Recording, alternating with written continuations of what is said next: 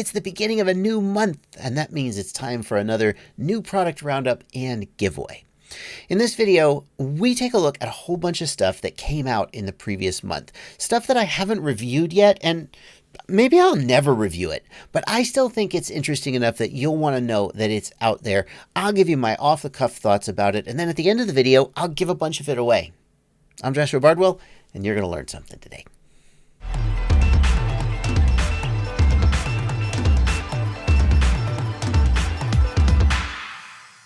Before we get into this video, a real quick note. There tend to be a lot of products in these videos, and the video kind of goes on for a while. There's a list of all of the products in the video down in the video description, as well as timestamps to where in the video it is. So if at any point you find yourself getting a little bored or thinking about tuning out, well, I mean, you tune out if that's what you want to do. But if you want to just go down there, check that list, see if anything in there really piques your interest. And then, of course, at the very end of the video, there's a big giveaway. And, of course, you probably want to take part of that, but it's totally up to you. By the way, there are links to all of these products down in the video as well, and they're affiliate links, and clicking those affiliate links before you make a purchase helps me out, of course. Let's get on with it. And the very first product we got to look at might be the most exciting product to come out in the past month. Well, at least to me, it certainly seems like it is. It is the RadioMaster TX16S. Now, if you watch my channel, you know that I switched to the Jumper T16 a little while back as my daily driver. And let's not go, I've got a video about why I switched to the Jumper T16 and what I like about that radio. And I'll put a card in the somewhere, it'll pop out, and you can go watch that video if you want to know what I think is good about that radio. But as good as the Jumper T16 is, it is not perfect. And it especially has been plagued with problems in the batch of radios that came out from about January 2020 till even to the present day. I don't know, is it over yet? And the problem it has had, number one, has related to ribbon cables, which have been used to connect the switches and buttons. And these ribbon cables have been defective. And so many people have had switches and buttons not working, having to open the jumper up and glue the ribbon cables down. And it's just such a big hassle. So it's pretty freaking exciting that the RadioMaster TX16S is coming out, if only for the reason that they are not using, is it here in the, I don't see it here in the, but it's true. They're not using ribbon cables. They are using regular standard plugs and wires. Good job, RadioMaster. Winning. Now, there are a few other improvements between the RadioMaster and the Jumper T16, and when I get a RadioMaster in hand, it has been shipped to me. I'll do a full review of it. That's not the point of this video. But Jumper isn't taking this laying down. They have announced the new Jumper T18 with 5-in-1 module. The 5-in-1 adds a 900 megahertz module to the radio. And when I first heard that, I was like, well, what does that even mean? Because having a 900 megahertz module doesn't mean that you're going to be able to bind to Crossfire, for example. You would need the firmware. You'd need the code. The radio module alone doesn't do it. And there's no way TBS is going to give Jumper the... No, that didn't happen. It'll never happen. The code that this is running is some kind of reverse engineered the multi-protocol project, the same ones that did the 4-in-1 module and made it FreeSky compatible and so forth. They reverse engineered R9, apparently, is what I'm being told. And it's R9 compatible. So this radio, the T18, will have built-in FreeSky R9 compatibility with no external module. And if that's actually true and actually works, that's pretty freaking exciting. But does it have ribbon cables? Does it have ribbon cables? Get rid of the ribbon cables, you guys. They were a terrible idea. Next, let's look at this, the Holybro Kopis Mini 3-inch. Now, the Holybro Kopis has been one of my favorite bind and fly quads for a long time, and it has mostly focused on the 5-inch size. Then came the 3-inch Cinewhoop Kopis, but now there is a 3-inch open prop acro style. Reminds me a lot of the iFlight DC3. I haven't flown this guy, but in the past, Holybro has a pretty good track record for making decent bind and flies. We can see the sort of pattern that they're working with here. It's a pretty well-proven pattern. This has the potential to be a pretty good quad. By the way, it comes in both DJI and analog versions. So for those of you who are looking for a kind of nice, almost looks like a scaled down 5-inch, doesn't it? Yeah. I haven't flown this. Actually, Holybro wants to send me one to try out, so I may review this on my channel and see how it flies. But we know that this is a proven formula. We've seen other people execute on it well, and if Holybro executes on it well, it's pretty exciting. ImmersionRC has finally updated their beloved video transmitter, the ImmersionRC Tramp, with a nano-sized version. The Tramp Nano outputs between 1 and 500 milliwatts.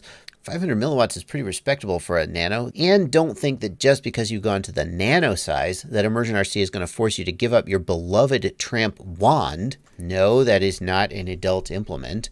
That is a touchless device that lets you remote control your, before smart audio was a thing, you would use the Tramp wand to change the video channel and power and stuff on your video transmitter. It was same as like you touchless pay with your phone. In fact, you can actually use a phone app to interface with the Tramp the Tramp antenna if your phone has non-contact capability, NFC capability. That was pretty awkward. I got through it. Now, this is just a dumb thing that only I care about, but it's my channel, so I'm going to take 30 seconds of your time to tell you about it. Mercury Adhesives, I met these guys at Flight Fest, and they make super glue. They make CA adhesive and other types of adhesives and bonders. And it's so freaking dumb to say that these guys just love and care and are passionate about freaking super glue. Actually, super glue is probably a trade name. Should call it CA. Cyanoacrylate. But they freaking do. In fact, little story, they don't sell on Amazon Prime. They don't do Amazon warehousing because Amazon couldn't guarantee them the amount of time that their product would sit on the shelf. And CA degrades over time, and they only want to sell fresh CA. So that's why you can't buy it on Amazon Prime, because that's how much they freaking care.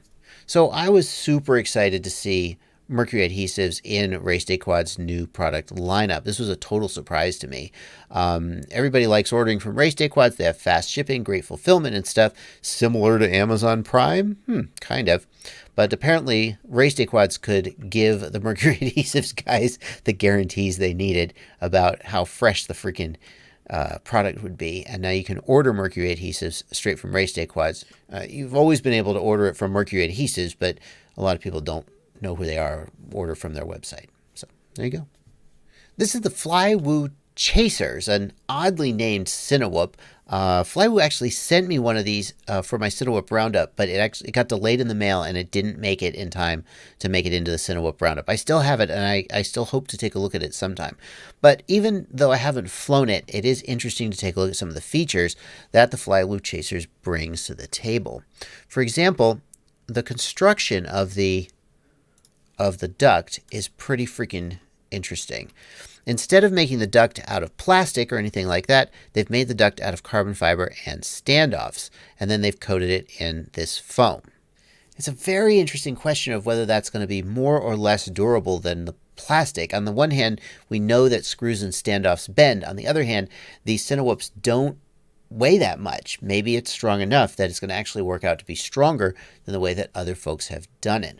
I don't know, but I'm really intrigued by like some of the things that Flywoo has done with the design of their quad. For example, the camera pod kind of lifts up and out of the way by taking out these screws. The camera is really well protected. I can't decide if this is brilliant or dumb, but given some of the other products Flywoo has been making, I'm willing to give them a chance that they've actually come up with something pretty freaking good.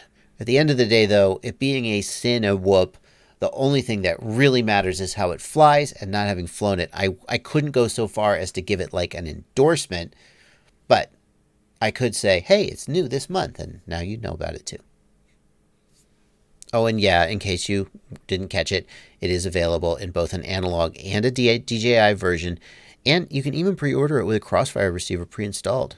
To tell you the truth, I'm not really sure what to make of this antenna from TrueRC. It's clearly budget oriented. It's selling for about $13, whereas if you compare it to something like the Lumenier Axii, that's about $20 for one.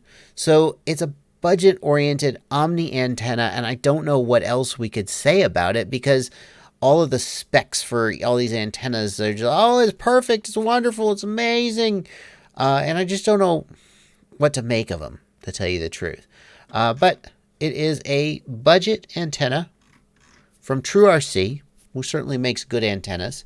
It's available in SMA, and here's an MMCX version. And if you're looking for a budget Omni antenna, I mean, if you were going to buy a Fox Ear Lollipop, chances are this antenna from TrueRC is probably made with a little bit higher, like, QC. So there you go. Speaking of antennas, here's a new antenna from Lumenier, the Axii Duo. It is a dual height, a 2 high. Take a look at how big it is. Similar to the pepperbox style antennas that you may have seen some people using, but much, much flatter. Now, if you take a look at my Fat Shark goggles, you'll see that they do not have a Lumenier patch on them. Although that's a good antenna, you'll see that they have a VAS crosshair. And the reason for that is that the crosshair design is more efficient. Any PCB-based antenna is going to be inherently less efficient than, because of the dielectric constant of the PCB. I don't know. Alex Grieve explained it to me once. And basically, for a PCB-based patch antenna, the maximum possible efficiency is around 60-65%. And that means that a lot of energy is wasted. You put out 1,000 milliwatts and only 660 milliwatts actually goes through the antenna. But patch antennas are small and thin and light, and they have their place. But personally, I go with the crosshair. Well, this is not a patch antenna, though. Lumenier gave me these pictures, which come from TrueRC, who designs the antennas. And although it's thin, it's actually made up of 2 conductive elements, similar to the crosshair antenna that I know and love. And that means that what we've got here is it the best of both worlds? I mean, I don't know. We have to test it and see how it performs, but it's a very interesting compromise between the thinness of a patch antenna and the performance of something like a crosshair. Now, if we look at the vertical beam pattern of this antenna, we can see that there is a trade-off for its high gain. It has high gain by compressing the vertical beam. Well, what that means is that if you have a tendency to like drop your head a lot when you fly, this may not be the antenna for you. You may want a traditional crosshair or patch antenna with a wider vertical beam. But, I mean, isn't that why you have an Omni? Huh? You got an Omni, and that's what happens when you drop your head. Anyway, some people love to fly with the pepperbox antennas that are similar in coverage pattern to this. This seems to provide similar coverage, great gain, great range and penetration in a much thinner and lighter form factor. Although you're still going to take it off your goggles when you put them in the, right? You're not going to put them in the bag with that on there. No way. Coming up to the end of the roundup, and don't forget, we're going to do the giveaway at the end. We're going to give away one of these products to a few people. The Transtec Beetle was one of my favorite micro DJI quadcopters coming in the 2.5-inch form factor. Alex Vanover and Drew Camden just ripped the hell out of it, and it really surprised me. I expected it to be heavy and fly terrible, and it just wasn't any of those things. It was amazing. Well, now there is a 2-inch version. There's also a 3-inch version that came out. I haven't seen it in stock anywhere, but the 2-inch version is in stock. And I'm having the same reaction to this freaking thing that I did when I saw the 2.5-inch version. It's got to be too heavy. It's got to be fly like crap, right? But the 2.5-inch version didn't. And the GepRC rocket is a 2-inch, and it flies pretty decent. Okay, that was with a Vista in it. So, how small of a quad can you put a full-size DJI Air unit in and have it not fly like crap? When the Air unit first came out, I was shocked to see people getting it into a 3-inch. Now we got people putting it in a 2-inch, and I just don't even know what to make of it. But there it is, Transtec Beetle 2-inch. Caddx is coming out with a new nano-sized camera, the Caddx Ant. Weighs 2 grams. You typically think of nano cameras as going on like tiny whoops and stuff, but if you look at like the Project 533 switchback frame from Evan Turner, it takes a nano camera. He prefers, I don't know, I guess it's the saving weight, whatever. So it's a new nano camera from Caddx. Obviously have to get it in hand and test it out to see how good the image quality is. Some of these nano cameras, the image quality is really bad, but others it's good, and who knows which one of those the Caddx Ant is going to be. Interestingly, they show it with this adapter to adapt it to a micro-sized form factor as well. But if you could be using a micro camera, why would you be using a nano camera? I'm so confused right now. Maybe Caddx will send one, and I'll take a look at it and see if I think it's better than the Ratel, because if you could use a micro camera, why wouldn't you just take a Ratel? But some frames need a nano camera, and that's what we're talking about here. Okay. Caddx Ant. Two more things to cover before we talk about the giveaway. This is the Mr. Steele Ready to Fly bundle. Now, Mr. Steele has occasionally been known to sell hand-built quadcopters that he builds himself in limited quantities, because obviously he's only got so much time in the day. He's a very busy man. And they go for, you think $900 is a lot. The ones he hand builds go for more than that. This is a bargain by that standard. So this is Mr. Steele Apex. It's basically spec'd out exactly like he flies it. But it's not hand built by him. It's built by the GetFPV folks. And for those of you who, I don't know why people come to me. People just come to me with every question that they have. Literally 1 or 2 times a week, someone says, "Hey, do you know how I can get one of Mr. Steele's quadcopters?" And I say, I don't know. Ask him. I literally say that. But now I can say, well, you could buy it from GetFPV. I'm tempted to buy one for myself, but it's $900. It's so much money. But people, oh, how does Mr. Steele's quad fly? Is it good? Have you ever tried KISS? How good is it? Is it the best? I'm kind of tempted. I don't know if I'm $900 tempted, but I'm kind of tempted. The last thing, you may have seen a video I put out where I flew the quote-unquote 160-mile-an-hour quad. And I say quote-unquote 160 miles an hour because under Part 107, it's not legal for me to fly a quadcopter faster than 100 miles an hour. So if I had gone 160 miles an hour with this quadcopter, the FAA wouldn't like that. So, but you put, like cream cookies, KREME. You put air quotes around it, then it becomes okay, right? Well, we got a parts list for that, and I said to Lumenier, I said to GetFPV, why don't you just make it a product so people don't have to go find the parts for themselves? And they did. So this is not strictly speaking a new product, but I thought I would throw it in here at the end because it is technically a new product, and it does show up in the new product list here on GetFPV. We can pick is there any choices? Are there no choices at all? No, there's basically no choices. Oh, here we go. We can pick our antennas. Which antennas do we want for our goggles? None. Yeah, okay. So, yeah. If you want to build this crazy bonkers quad, then you can now. 286, that seems like it was more than that. That's actually not bad. Well, that brings us to the end of the video and the giveaway, and I got to decide which of these fine products is the right one to give away. And I'm so tempted to make it this because it's something I'm involved with. I'm proud of it, and I just don't feel like this is responsible to just give to just anybody. It's so bonkers, fast, and powerful, and ridiculous. Yes, you have to build it yourself. Okay, here's what we're going to do. I got it. You pick.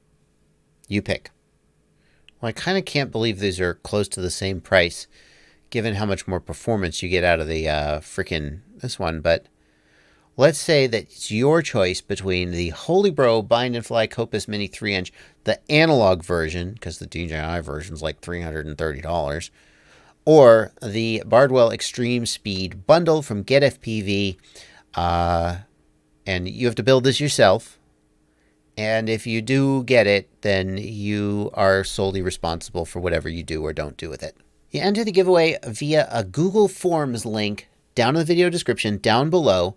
There are the full terms and conditions of the giveaway and a link to the Google form. You fill out that form, and that is how you enter. Don't comment. I mean, you can comment on the video, but that's not how you enter. You won't win.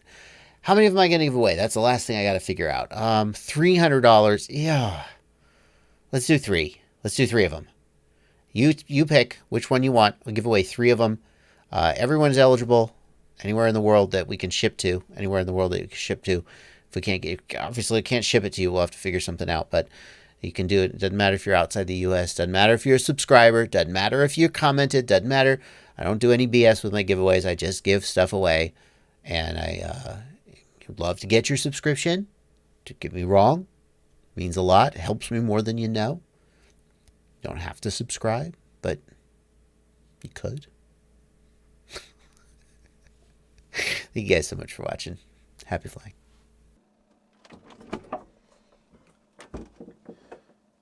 What are you doing in here?